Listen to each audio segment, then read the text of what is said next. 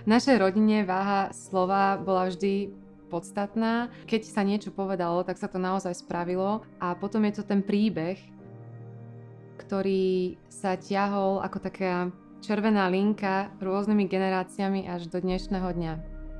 Náš tatko bol hudobník, už v 15 rokoch mal svoju kapelu Spiritual Sextet a chodili na svadby a potom sa rozprávali rôzne príbehy z tých svadieb a rozprávali sa zážitky, aké zažili na tých zábavách a u našej maminy to možno bolo aj dané tou výchovou, pretože babička bola slovenčinárka, detko bol zase pilot, letec, bola tam tá disciplína.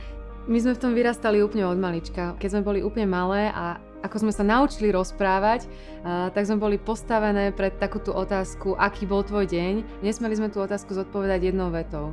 Pre našich rodičov bolo dôležité, aby sme komunikovali, aby sme sa nezatvorili do našej izby a aby sme, keď bol nejaký problém, aby sme aj o ňom rozprávali. Naši rodičia sa nám veľmi veľa venovali, keď sme boli malé, čítali nám rozprávky, učili nás básničky, pesničky, riekanky, takže tam niekde tá láska k slovu asi začala.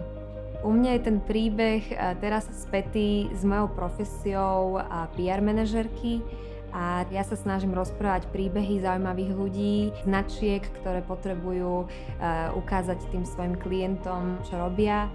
Ja som odjakživa mala rada knihy a potom som začala študovať literatúru a bolo to najmä kvôli tomu, že som mala pocit, že ak chcem v živote niečo robiť srdcom, tak nemôže to byť žiadne iné odvetvie, len zachytávanie príbehov a zachytávanie javov, ktoré sú okolo nás.